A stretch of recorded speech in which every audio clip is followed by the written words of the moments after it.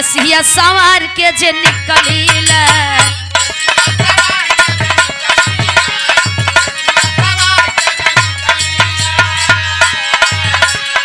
उठलाली मार के जे निकलीला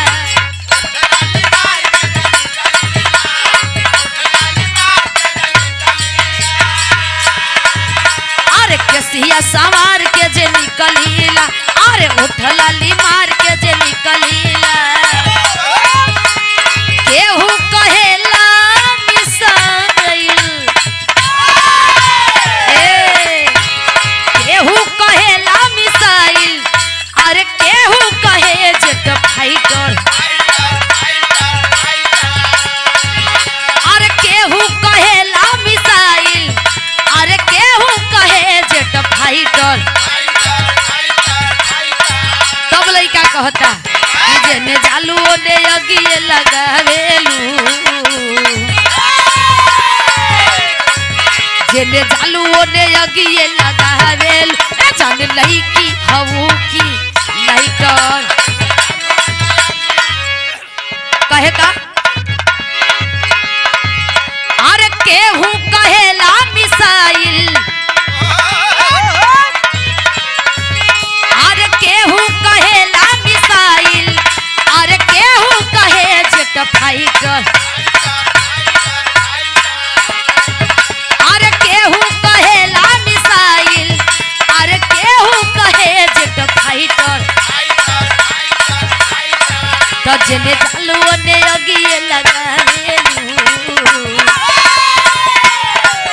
जेने चालू ओने अगिए लगावेलू जान लइकी हवू की लाइटर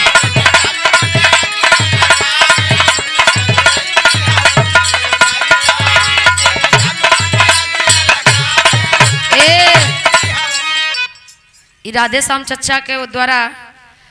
सम्मान कलन पुनः सुंदर माला 100 रुपया दे के इनकर फरमाइश बा बुलेटवा पर फरमाइश बा भैया बुलेटवा पर लगा ला ऐसा जाऊँ कैले रहा फरमाइश आवत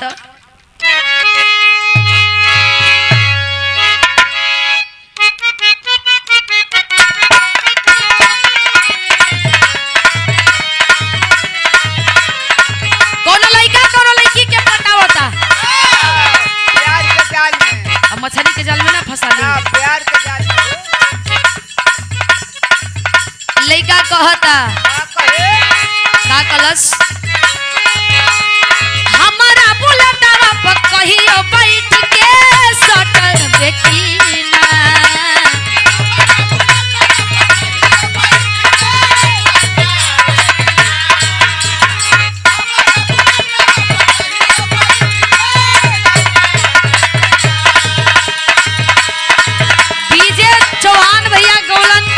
और बिट्टू विद्यार्थी भैया लिखलन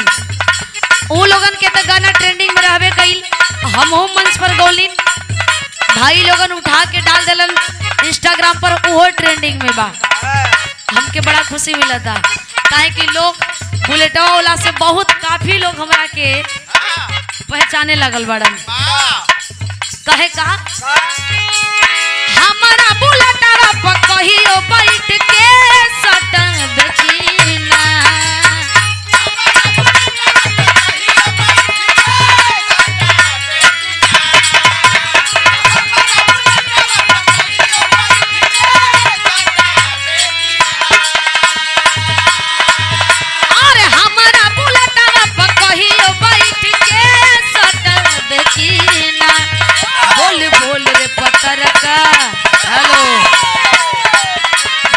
बोल रे पतर का हमारा से पट देखी ना बोल रे पतर का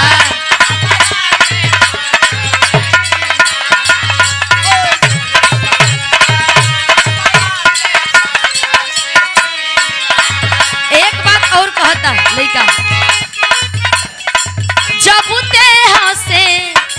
ले तब बगी या में फूल झरे लगा जब तेहा से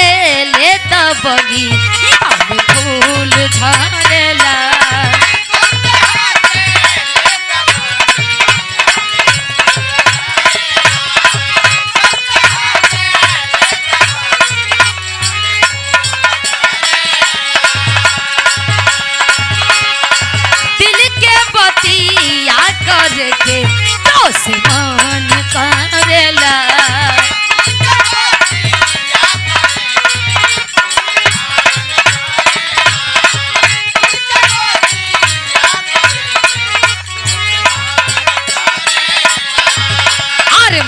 से मीठ तोर बोलिया रे करे गलिया से बोलिया टिकलिया रे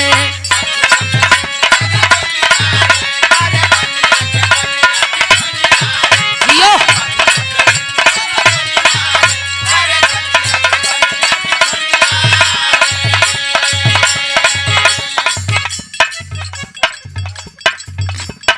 ये हमारे भैया की ओर से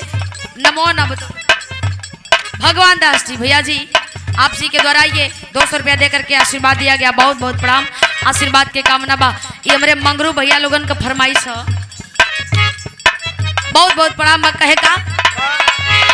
अरे नमवा के हमारा रटनवा तू कहिया ले रटबे की ना